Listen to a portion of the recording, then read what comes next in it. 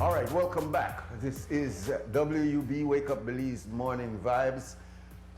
We are attempting to make a connection with Mr. Norman Fairweather, and I don't think he needs much introduction.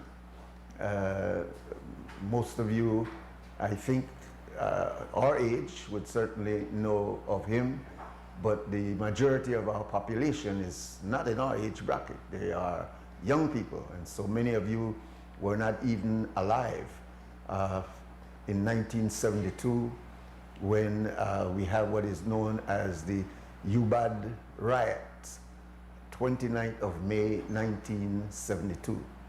And that was a historical period, even though it's not spoken about that much. I understand that the editorial of the Amandala deals with it, and you'll be able to get some history. But we expect to speak with Norman Fairweather, who resides in New York, and not only a reflection on that period, but we'd also like to get an update on currently what is taking place in New York, where he resides, as I said, but also to look at his reflections on the role of the diaspora in this transition period that we're going through from the what is considered normal to what we're looking at as the new normal. What will be the role of the diaspora and the many thousands of Belizeans abroad during this new period. We have a caller on the line as we're setting up for Mr. Fairweather. Welcome, caller. Good morning, you. This is Sandra Coy. I'm calling on three matters. Two matters, I think it is. First of all, you know this matter of the masks and whether you're going to set the right example or the wrong example, the leadership in the country, whether they are going to follow Mr. Trump and do the wrong thing, or whether they are going to follow Dr. Anthony Fauci and do the right thing. And last night, Dr. Fauci, I think that's his pronunciation of his name, gave three reasons why he's using the mask. The first was to protect himself. Second, to prevent him contaminating anybody if he is contaminated. And third, to set a... I think I can see Nuri. I think we're on. What? Disturbance. Hello? There. Yeah, there's a disturbance there. Yeah. And third, to promote the idea of using the mask because it is the right thing to do. Now notice he gave us the first reason to protect himself. Yes. You see, Nuri, I think that we keep giving this nonsensical explanation that I am wearing the mask to protect you from me. But if I'm not sick, now I can understand it. But I can also understand why people on the street don't understand that reason at all. If they are not sick, what are you telling me? I am not sick and I'm going to contaminate somebody. I'm not sick. So let's give the true explanations. And let's use Dr. Anthony as the example. One, I am seeking to protect myself. Two, I'm seeking to protect the other person from me in the event that I am carrying any germs on me or in my body. I don't want them to get it. And third, I am setting a good example. Yeah. Now, we now have a new problem because people are using the masks to carry out nefarious undertakings, killing people and all of that. That's going to complicate what's already a mess and make it even worse. Indeed, indeed, indeed. So I wish these boys would use their heads, man. We're all going to die. You want the whole country dead? Because do you want to bring us to the point where they tell everybody, take off the mask now because a couple of you all are determined to be disorderly? Please, let's use our intelligence, which we have a considerable amount of. Please, please, our people, look, opening up this country is going to kill us. The scenario is already, the script is already written. And the only thing we can do is mitigate the losses. Mr. Lizaraga had said on one of the Channel 5 programs, have we decided we want nobody to die? In that situation, then, we're not going to open up.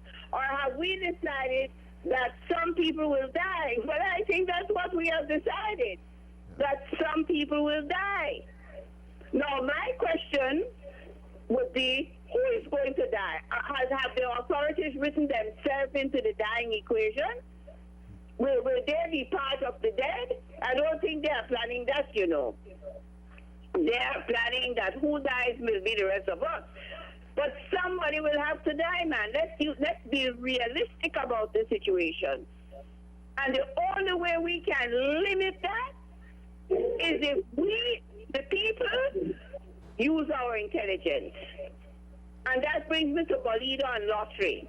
Newry, the financial situation in this country isn't improving, it's worsening. Let's look at the United States. When the pandemic started, it was 1 in every 5 Americans was unemployed. Last night, the figure was 1 in every 4. Where will it get to? 1 in every 2, then 1 in every 1? In America, we are having the same problem, Newry.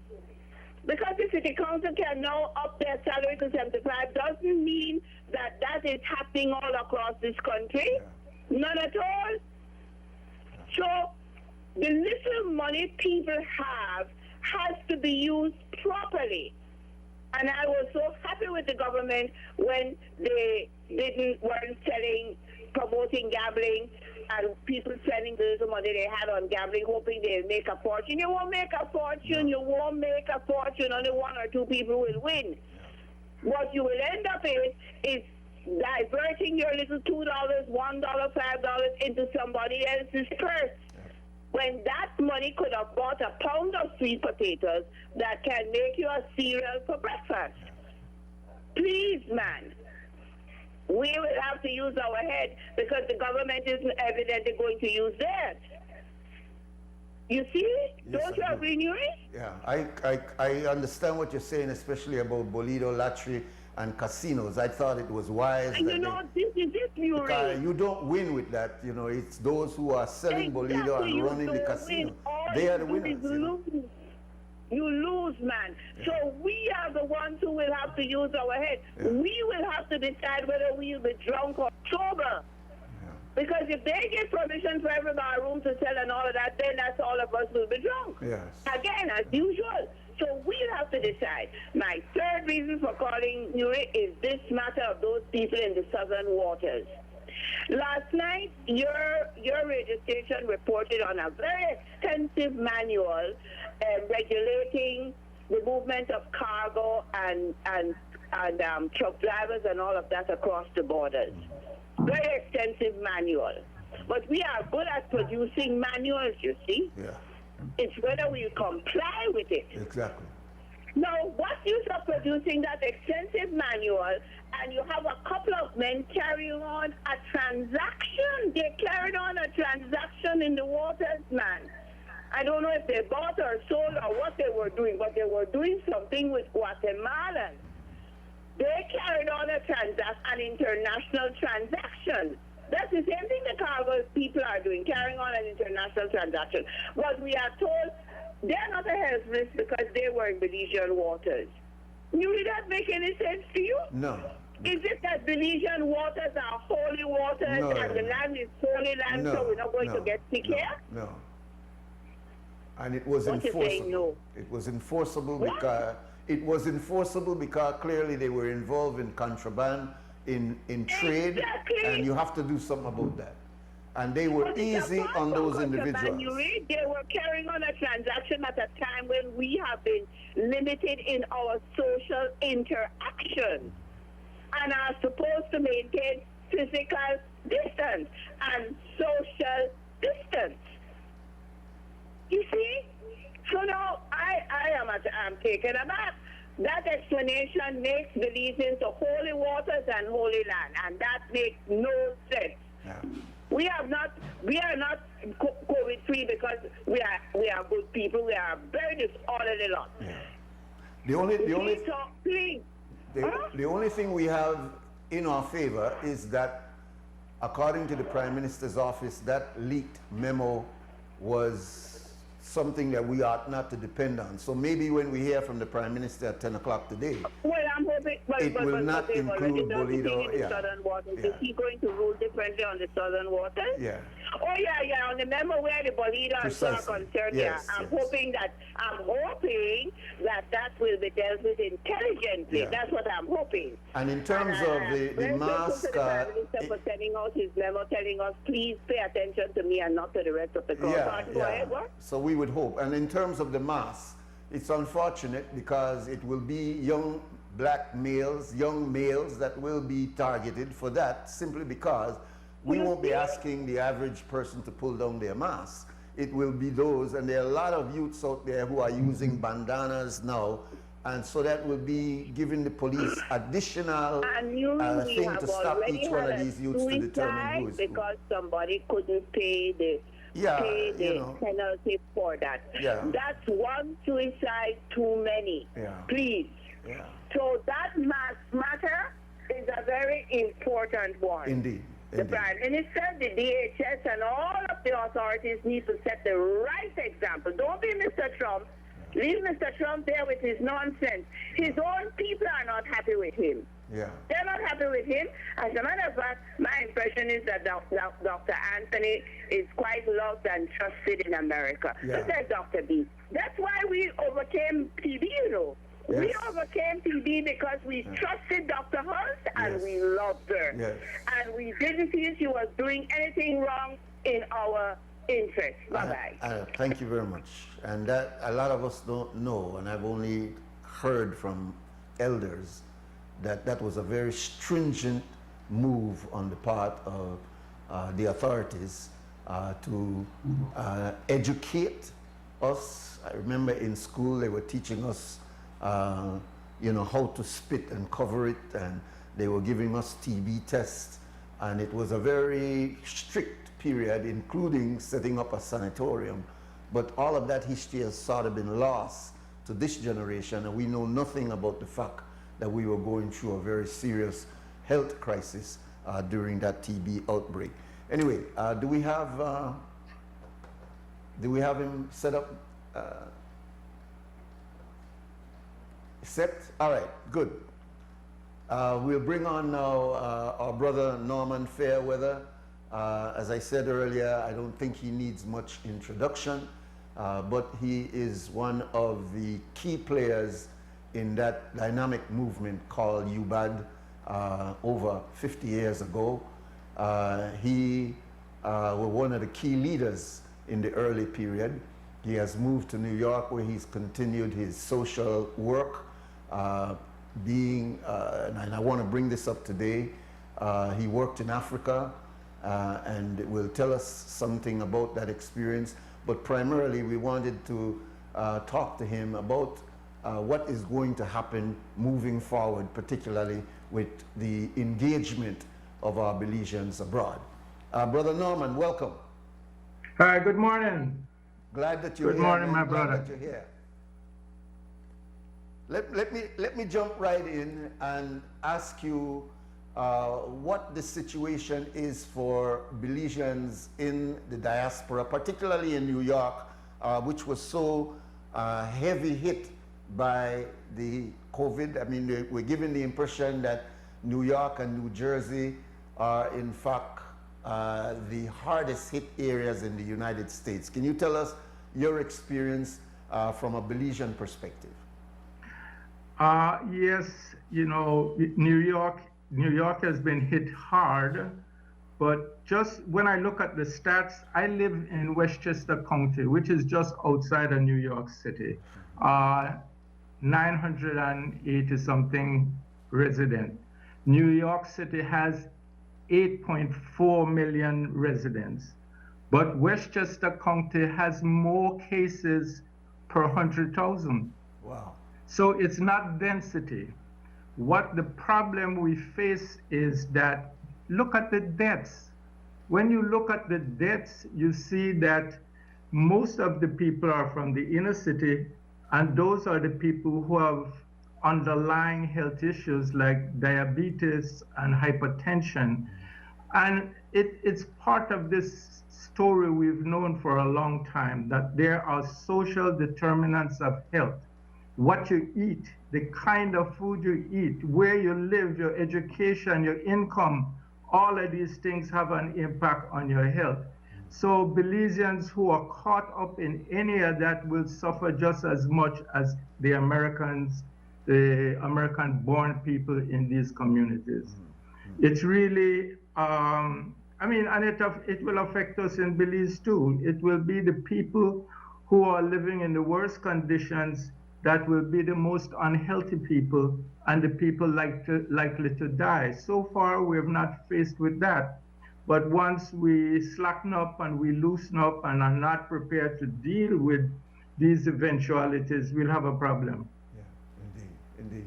We have so far seen only 18 cases in Belize. We've only seen 2 deaths. We are going over a month now with no other positive cases. And while there is a sense of appreciation, I won't say celebration at all, but a sense of appreciation for those figures, clearly we can't afford to relax and think that somehow we are divinely spared from the reality. Clearly, we have seen low incidences also in different parts of the Caribbean. We've seen it in Africa, and we are asked what is the difference between what's going on in these developing countries like Belize, like parts of Africa, and the high death rates that we've seen in places like the United States and Europe. Would you comment on what you think is the causes of those statistics? Mine is not, this is just my observation. I see folks, you know, having grown up in Belize and swim in the dirty river and jump on the logs flowing down the river, along with everything else that's flowing down the river, I think we build up an immunity. I think those of us who have lived that life and who played in sand, what happens in Europe and in North America, some of these folks don't even allow their children to get dirty, and they fill them up with antibiotics, which really doesn't help, because those germs build up immunities to those antibiotics. So I think it's really good to know that we have, and this is something my brother Douglas always told me about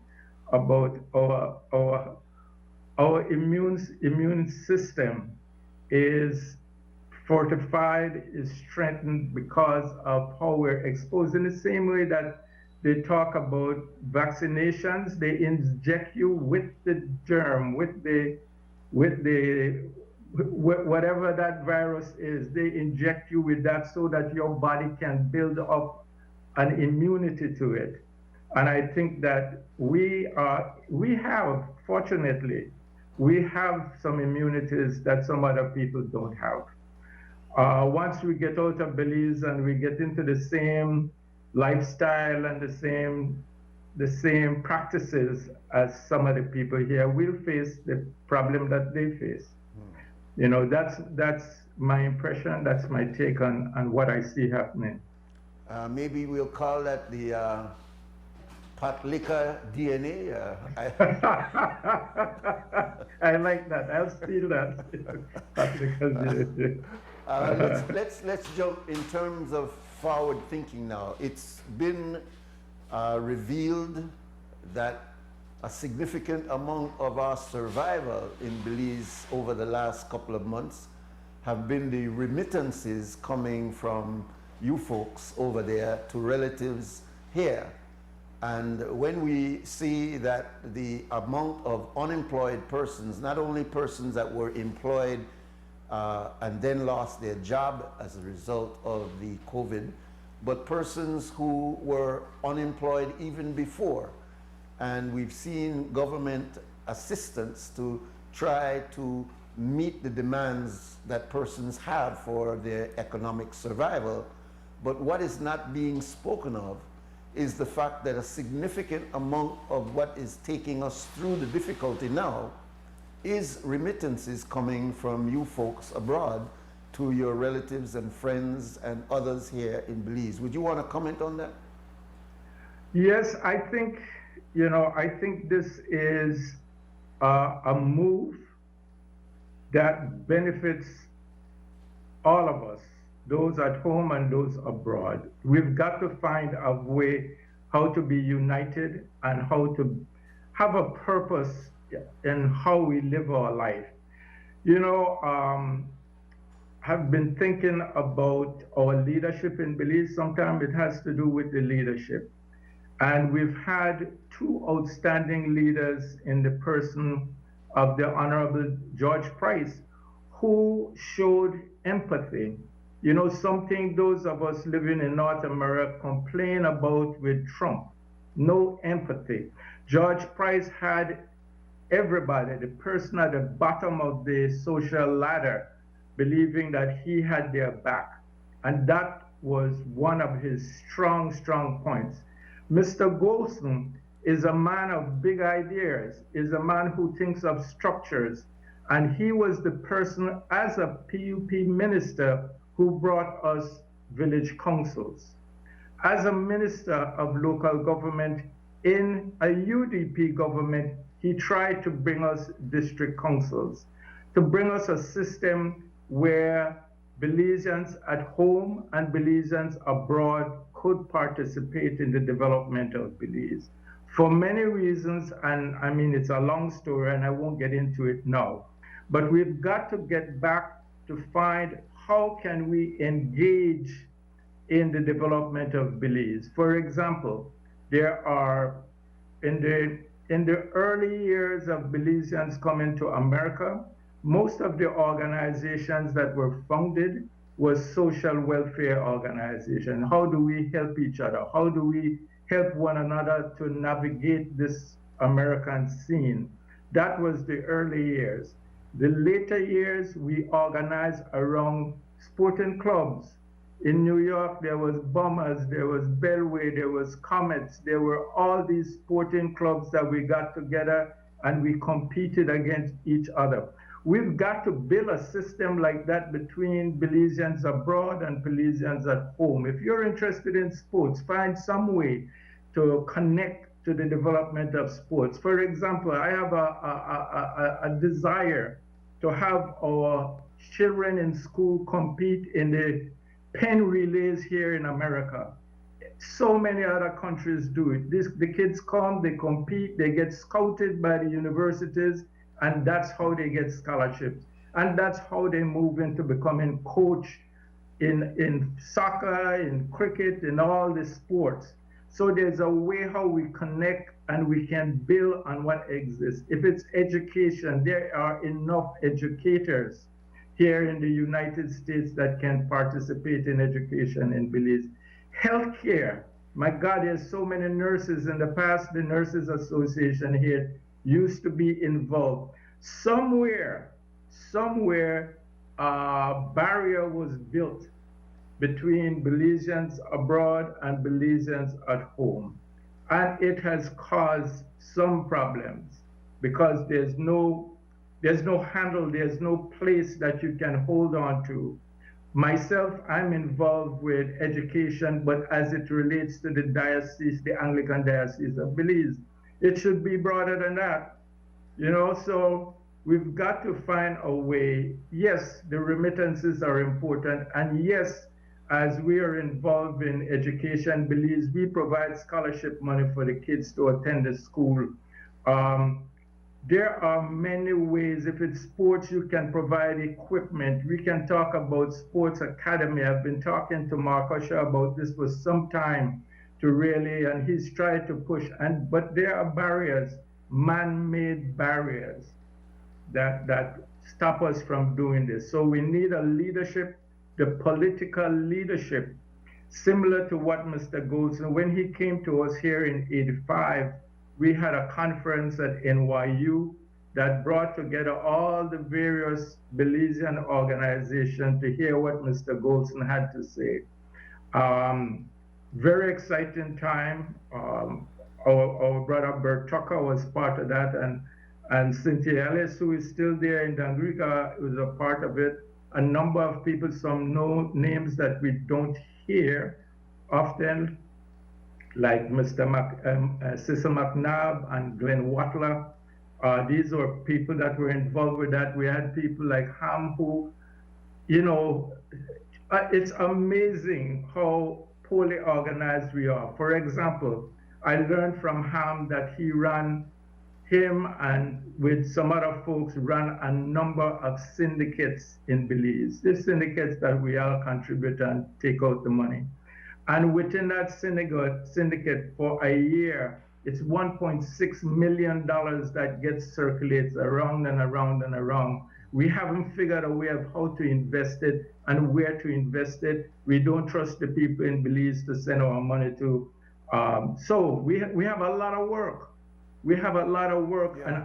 and I must say it's work. You know, the Japanese have a proverb that they say that vision without work is a daydream, and action without work is a nightmare. We see some young people in Belize taking action, and it's a nightmare. We see people in here in the States really upset about the injustice, and it creates a nightmare. We see it in Hong Kong. People who say, no, this is no good, but not having a plan is really fundamental to the problem. Making calling calls to talk shows and posting stuff on the Facebook is not a plan. Your opinion, an opinion does not create change. It's hard work. It's getting out there, getting into the trenches with people like yourself. You know, it's not easy. Yeah. So it's easy to just come up with an opinion on Facebook and disappear, and then come back next day with another opinion and disappear. But that won't create change. My brother, you speak from a position of leadership, and in fact, you're right. This is what has been missing from the equation. A little bit later on this morning, we'll be listening to the Prime Minister, and I realize that Prime Minister Barrow has a tremendous weight on his shoulder. The problem has been that all of his press conferences have been a description of what we are going to do to mitigate the problem that is in front of us. But there's very little speaking about where do we go from here? How do we get ourselves out of this? Because it does not only require what are we going to do to continue to feed people and borrow money, which digs us deeper into a hole, but rather to come up with innovative ideas, one of which is to tap into that brilliance, as you are exhibiting now, that exists with this powerful brain of individuals over there that would willingly, if offered the opportunity, come in and be a part of how do we charter the way forward. It's not about we who are here in Belize, but the same blood that runs through us is the blood that runs through you over there. And that was the vision of Mr. Golson. He used to say, wherever Belizeans are in the world, they are Belizeans and should be engaged in Belizean development. But for some reason, that was 35 years or more ago that you spoke about, Mr. Golson. Mm-hmm. We have not done anything, despite the fact, and I am not trying to be unkind to Mr. Barrow or to Mr. Elrington, who are people who were engaged with the diaspora at that time and understood the potential of the diaspora at that time. Where do you see us going now that we are trying to develop this new normal? How do you see leadership on both sides of the political fence engaging the diaspora especially at this leadership level that you are exhibiting today, to charter a course that will bring us out of this situation with less damage than we are seeing now? You know, it's really an issue of how do we get our people to participate in the democratic process. And I must say, a lot of politicians don't want participation. They want patronage, and they want to be the patron. So we end up with a system of not dealing with development as we should. And part of the issue is when you're talking about district councils, you're talking about empowering the district leaders, empowering them to make decisions about the development of their district. So they will have something to say about investment, they will have something to say about housing, something to say about education, something to say about healthcare. And you have some ministers who will not give away that power. They won't. They're sitting in a ministry with huge budgets, and we hear about entertainment allowance and traveling allowance and all these allowances. I remember years ago, after we were self-governing, we have civil servants getting home leave. And so they traveled the world because they were being treated just like the colonial leaders, that they will go on home leave although they're at home. So that there was a cost to that. But we face this issue of power and how do we share the power, and what is the basis, the foundation of this power. If our current leaders on both parties could be aware that empowering people is not a threat to you, that any policy must have people at the front of it. Cuba is a good example. Investment in education, investment in healthcare. You have a stronger and employable population. You have to somehow be able to care for your people, something to help them with them light bill and water bill. These are things that you must look at as people try to live their life. This is really what is needed. It's, this investment policy of guaranteeing an investor 15% return on his investment. Nobody gets that any place. Only other developing countries are offering that to foreign investment. They've got to look at some programs that they can offer to Belizeans living abroad to come back home and invest, and in what things they could be investing in, and how do they invest. Do they get involved in the particular district? If I'm from Toledo and I want Toledo to grow and I want to invest in Toledo, I shouldn't have to go through somebody in Belmopan. So we've got to structure it. We've got to put the institutions, structure the institutions to do the work that needs to be done. And it's it's a huge challenge. I've seen Jamaica gone through it, trying to do something about education and have the US government moving. I was in Grenada and saw Grenada try to develop something about participatory democracy, and not just this every 5 years we vote in the people that are still using the Whitehall model of government. So there will be opposition from all other places. That's why the work needs to be done on the ground, and it's hard work. I can't emphasize that enough. It's not easy. Having done organizing in Belize and continue to do organizing in New York, it is not easy. At times it's heartbreaking, but you just dust yourself off and you go at it again. And it's important that people at my age and at your age, that we mentor somebody else, that we share the information with that younger generation coming up. You know, we can't build barriers between us seniors and younger people. We've got to find a way to do it.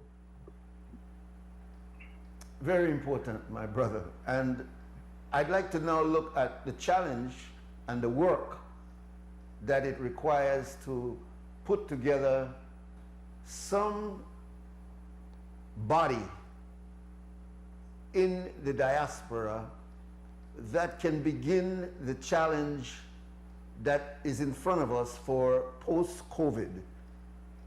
You bring to mind the vision of Mr. Golson, and out of his talks to us back in 1985, evolved this organization known as the Consortium. Unfortunately, the Consortium did not maintain the vision of Dr. Leng and Bert Tucker, and of course the spearhead was Mr. Golson. It created the frame, it created the structure, but it lost the vision in the process. We still need such a body to which the government can speak to. It cannot speak to the various opinionated individuals that are scattered in the diaspora. We do need an umbrella, and that, to my mind, requires tremendous work and a lot of heartaches in trying to reach there, because we, many times I believe we are our own problems in trying to organize ourselves, because all of we think we are the leader. But if we can create that body through which, and in an organized way, government can tap into and begin to, and I'm saying both parties, and not necessarily, and maybe I shouldn't say government, because we have the Chamber of Commerce, we have several other bodies that are engaged in the development, but it's like a horse race with several horses going sometimes not necessarily in the same direction. So please comment on the kind of work needed to be done in diaspora to create such an umbrella organization, and the kind of work necessary to engage leadership at all levels here in Belize, so that we cannot talk 35 years later about something that Norman Fairweather used to talk about, as we are now saying something 35 years ago that Mr. Golson used to talk about. Well, what I found from the following up with the conference we had it with Mr. Golson, and Mr. Golson requested that I go to California to replicate what was done in New York. I refuse because there are people in California doing work. At that time, my contact was with Mr. York, with Roland York. He used to have Day in the Park. In New York, we used to have Park Fest. In Chicago, there was something else. So how do we connect those pieces? I felt, and still do, that what's important is that whatever umbrella organization we create is an organization of organizations. Don't have individual membership. You have to be a member as an organization, because the folks in the diaspora, folks are looking for a connection with somebody in politics to push along their agenda. Might be they want a piece of land, they're having problems to get it licensed. It's very personal. It's not broad enough to address the problems of the organization. One of the things I found, and I'm sorry Edison Stein just died, but Edison Stein was a part of this. He did got all the things printed that we needed at the UN for us. One of the disappointment that I felt was that many of the organizations had no membership. We have a lot of paper organizations, and if we can't do better than that, then we have a problem. We have organization of me, myself, and I, or just a husband and a wife, but no, one of the things we said, okay, we invited the organization, could you give us a list of your membership and the contact information so we can remain in touch? It didn't happen. It didn't happen. So I think that is a problem. If we can't find reasons to come together, like the folks did early, right before, from the 50s, before the Hattie crowd that came in the 50s, that Belize Honduran Association, who organized to help each other. And then later on the organization, which was really around sports and how do we remain in contact with each other in the United States. So my experience teaches me that it's better if you have organization, because if you meet a Belizean who says, oh, there's no organization I can belong to, then he has a problem. The needs in Belize are so big that whatever you would want to be involved in, there is some group in Belize doing it. So whether you organize to support that particular group or you organize to support in a industry, whatever it is that you want to support, you've got to be clear, and you have to do it as organizations. If you don't have organizations, it won't work.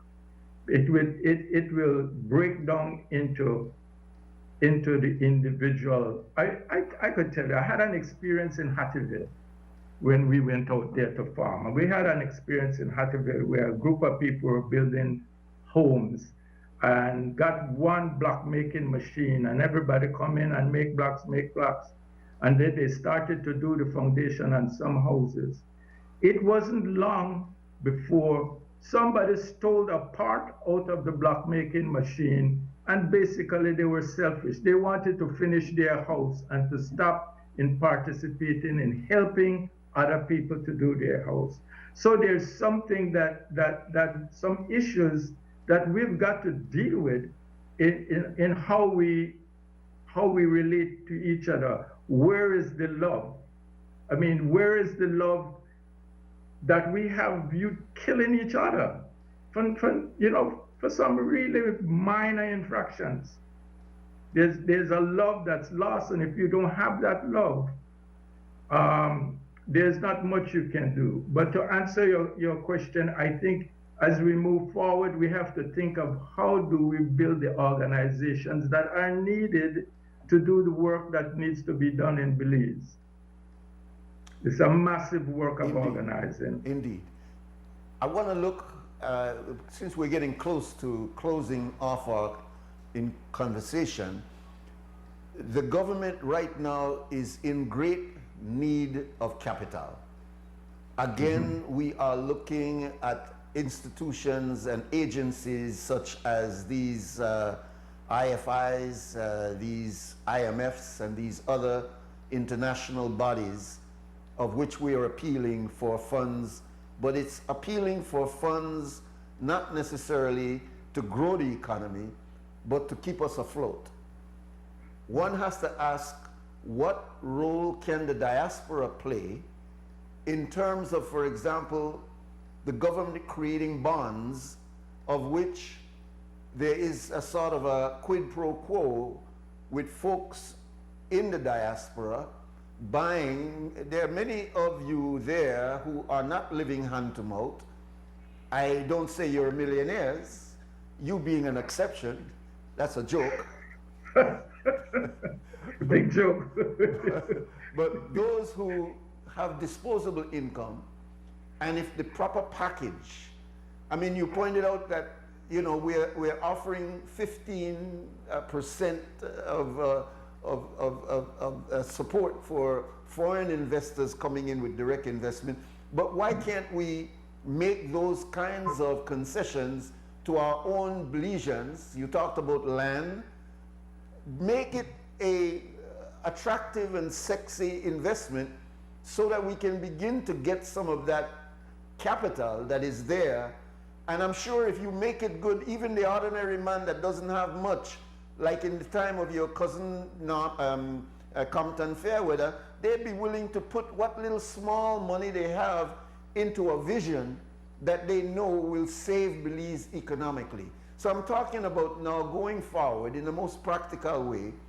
Couldn't we create out of the Ministry of Finance, out of the Ministry of Foreign Affairs, etc., the kind of attraction that would have Belizeans abroad feel comfortable in investing economically to save us going forward? Nuri, you bring up some tough things, but listen to this. One of the issues in Belize, like many, Belize is not the exception. Belize is one of them. The issue is the relationship between corruption and national debt. Are we in debt because we have a corrupt system? Do we borrow money, and what happens to that money that we borrow? So when we're talking about investing, is like what safeguards have been put in place to ensure that we do something about the corruption that exists. We can't pretend it doesn't exist. If you are PUP, you can't say, oh, it not exists with us, but it exists with UDP. And likewise with UDP, you can't point the finger at PUP. You are both part of a system that is corrupt, a system that has been bankrupt in the country. I mean, when we look at that investment to that private hospital in Belize, which public funds used to create a private hospital, and it all started with the IMF and its privatization policy, which says that there's some entities, some enterprises that government should not be involved in. So we got rid of the printing press, and we got rid of the water board, and we got rid of electricity and made them private enterprises. And we guarantee those foreign investors that invested in those things 15% return on their investment. Where do you get 15% return on your investment? So we've got to do something about corruption, about how to structure the deal to get Belizeans to invest. And I know people invested in BTL have been quite happy with how they get it. There's one step removed that I've talked to a number of people who says, listen, I need to set up an account in Belize so I can have my money from BTL shares go into account. They need to make something easy for people to set up an account at the credit unions. Forget about Belize Bank.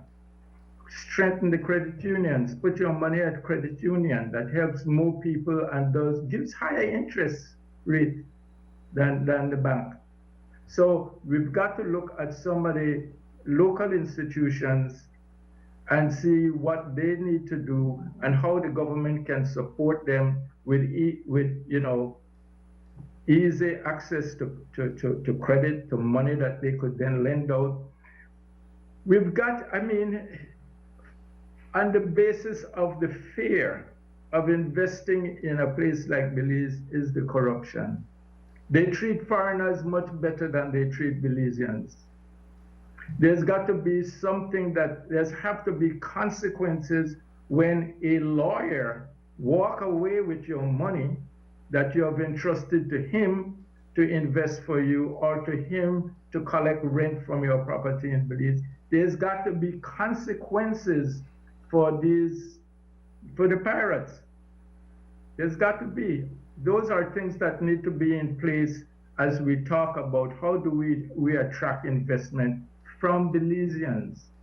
You know, when you, as a Belizeans, and you go to Belize, lots of times they don't even want to talk to you and they look forward to you. You're probably there for only 2 weeks, so they put you off, knowing that in 2 weeks you have to go back to States and you're going to walk away. I've had it with land. You go and the land disappears and somebody else on the land and you try to resolve it and you don't have the time. And those are small, you know, those are just examples of some of what you have to contend with. There's got to be a law. There's got to be justice in the system that people who are guilty pay the consequences. That's got to be the case. As a last question, I'd want to take you back in memory. As you know, the majority of our population are young people. And 48 years ago, on May the 29th, today, in May 29, 1972, something happened in Belize City, referred to as the UBAD riot. I'd like you to talk about that day, that period, and what are the lessons for young, dynamic persons who were all in their 20s at the time, but shook up Belize because they had a vision of something different.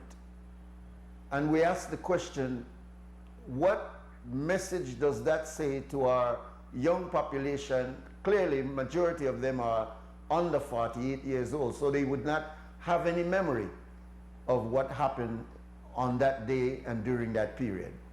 As someone who was a part of that, can you use as your last comment to us this morning, what lessons should we learn from there going forward? Yeah, I didn't recall today's date to be with you today, but yes, that was, every year we celebrate African Liberation Day, and that was part of the celebration.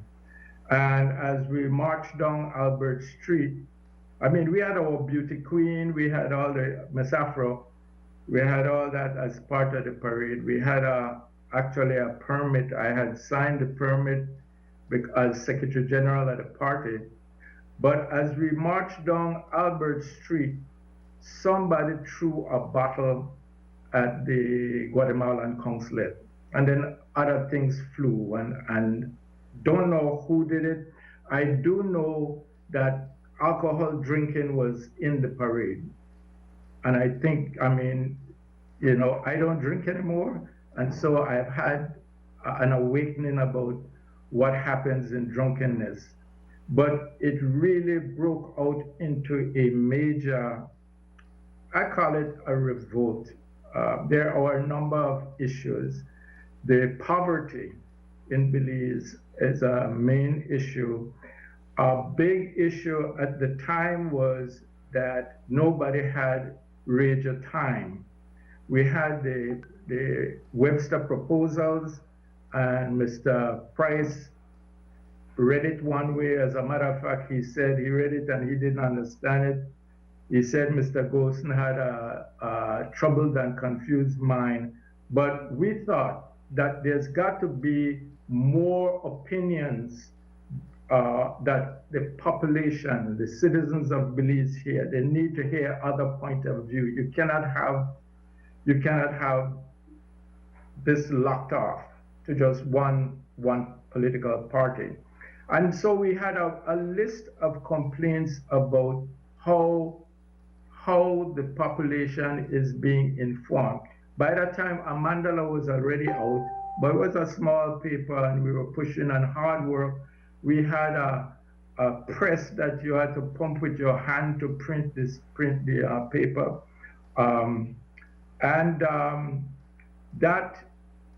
That riot got completely out of hand.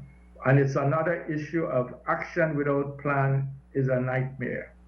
This was not planned by UBAD. There was nothing put in motion that we will do this, that, and the other, and these are the places that we'll target. That did not happen. At that same time, there was word that somebody in the police force was going to kill Evan X. So there was a need to get him out of the street and away from it all. So it ended up with attacks on the radio station, attacks on the PUP headquarters, and I heard when I went to my brother's house that police was looking for me, Big Brother Burns, who was the printer of a mandala, and Michael Hyde, Evan Hyde's brother. We managed to avoid the police officers, went to my sister's house the next morning for breakfast. She was then married to Dean Lindo, and we made the police know that they could pick us up at Lindo's house. So police came, arrested the three of us. They took us to court, and they denied me bail. They denied Big Brother bail. They released Michael. So they locked us down, myself, Big Brother, for 1 week. We were remanded in custody. When I went to prison, Shabazz was there and several other members of UBAD.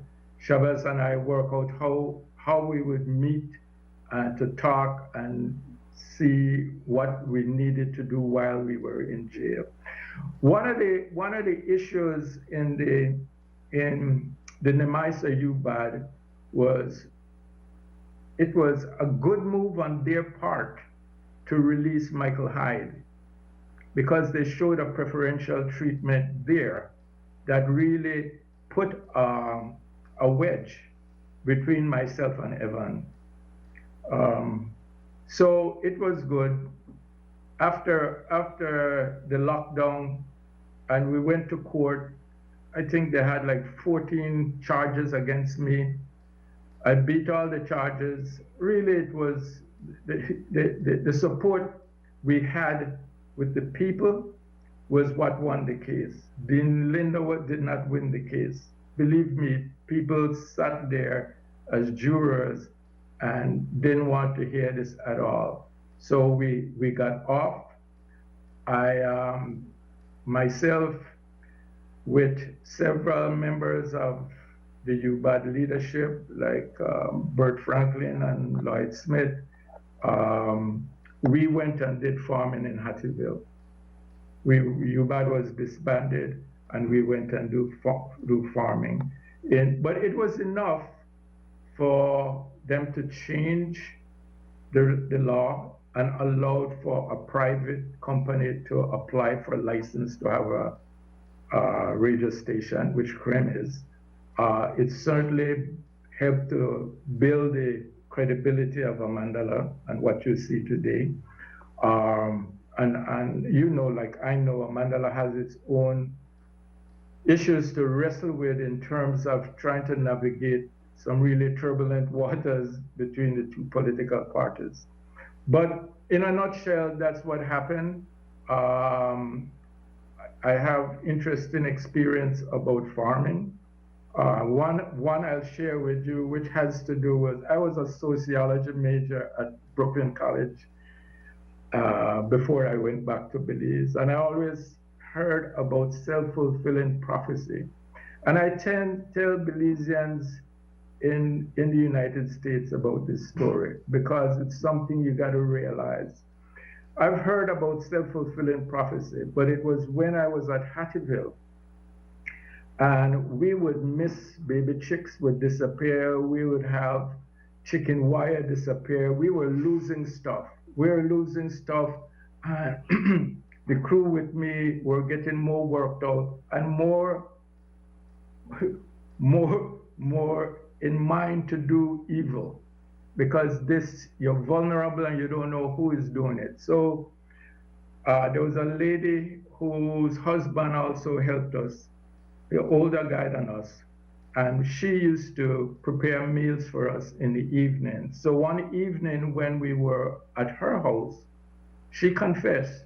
She said, "It's my husband stealing your stuff. It's my husband doing that." And he went into a rage and wanted to attack her, and we stepped in and stopped him from doing that. And you know, sure, you're angry, but when I reflect that here is a man who was helping us, but had decided that these guys' idea won't work. This is a failure. So I better get what I can get now. And by getting what he could get, he helped to destroy it. So it's a self-fulfilling prophecy. So you've got to do some work with the people that you have on your team. You have to be sure of the people that you're working with and that look at what their ambition. I thought I had done that. This man had failed to pay property tax, and I paid his property tax, and I thought that was enough, but that wasn't enough, because farming is hard work, hard work, backbreaking work, which led me to ask both Prime Minister Musa and Prime Minister Barrow, why is it cooperatives fail in Belize? What is it about Belize, who have the Mennonites as a model of cooperative enterprise? Why is it some fishermen cooperative fail, some credit union fails? I understand even the policemen credit union fail. Why is it that we haven't been able to deal with corruption? We haven't been able to deal with people who privatize what is public property. Unless we can deal with that, we have a problem developing as a nation, as a people. There's something seriously wrong. But, that experience, the UBAD experience was good. It taught me a lot of things about my people and about myself. And I wouldn't trade it for anything. It's a 4-year graduate college education. And I know you have your whole experience with breakfast program and trying to do some of the things that are needed now. We have breakfast in the schools. It's still needed, and enough isn't done. I was down in Toledo and talked to some parents there about the breakfast program, and they said, no, I say, you know what? The teachers, they eat up the breakfast more than the children. So, we have this problem with we said this is what we're doing, but this is what we're doing plus taken from this side. So we have to deal with it. Yeah. As a people, if we see somebody do it, we got to call them out on it. Yeah. We can't remain quiet. We can't advocate for a seat at the table to be yes men. We have to advocate for a seat to promote what is best for the people. There's no point. Why have a seat if you just be a yes man? Yeah. Indeed, brother. Yeah. I want to thank you. What you bring to my mind is the fact that it seems that the missing element in our movement, and that remains so today, is a spiritual element. Unfortunately, when you say spiritual, people immediately think you're talking about religion and my religion against your religion. But it's the simple principle of loving for your brother what you love for yourself, and that I won't do anything to you to break up anything for you that I wouldn't want you to break up for me. And I think if we don't get our young people going forward to understand that with all the work that we have to do, don't forget that essential element that holds movements together historically. We can't allow that to not be a part of going forward. Brother, I want to thank you, and I'm sure those who have listened thanks you. We are going to repeat this, and we're going to spread it by social media so that your ideas, your profound ideas this morning can be disseminated as far as possible. And hopefully we'll get you back for a part 2. You're so scarce. This is like once a year we get a chance to talk to you. Anytime. I mean, this week has been exceptional because I've learned how to put up Skype, and I've learned how to do Zoom. Because I've been technically challenged in these things. But I want to say amen to what you said. The change will come if there's a change of heart. It's internal. It's what's inside of us. That really is the answer. If you don't have that spiritual change, it's going to be more difficult. It's not the answer to all things, but it's the beginning, and it's 80%. of what you need to have within your team, a spirit of love and caring. Indeed. Thank you very much, Brother Norman. Yes, sir. Fairweather. Thank you too. We look forward. Yes, sir. All right. All right. And the Stay struggle well, continues. stay strong. Yes. Take Bye good now. care. All right. All right, Belize, we will take this break for our, it is now 5 minutes after 8 o'clock, and this time check is brought to you by Grace Kennedy, Belize.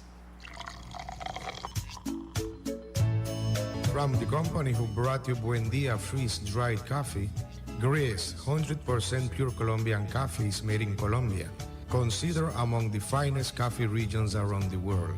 Naturally freeze-dried, Grace 100% pure Colombian coffee is exposed to less heat than other coffee brands to preserve the flavor and aroma to make the perfectly convenient cup of coffee you deserve. Have a buenos dias with Grace. Quality nutrition from generation to generation. Bringing good taste to life. All right, we are going to stop now for Big Up Friday with a Two Cents Cam with Sister Yaya Marin. And then we'll take our first break for the morning, and then we'll come back with our second guest, Brother Jeremy Enriquez, talking about wellness and navigating our stress levels during these challenging times. We'll take the break.